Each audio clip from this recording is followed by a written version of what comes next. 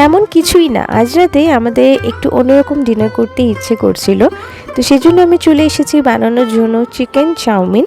এটা কিমা করে নিচ্ছি।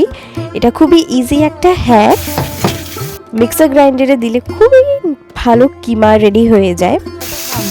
সাইডে ধীরে চিকেন পকোড়া বানানোর জন্য প্রিপারেশন নিচ্ছে। ওর ফেসটা একটু দেখো, চোখ থেকে জল বেরোয় গেছে।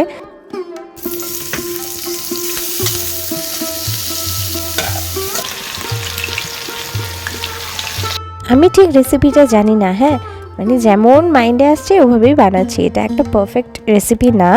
10টা বেজে গেছে, আমাদের রান্না এখনও কমপ্লিট হয়নি। খুবই খিদে পেয়ে গেছে, ওর জন্য যে যেটাতে পেরেছে ওটাতে নিয়ে আমরা খেতে বসে গেছি।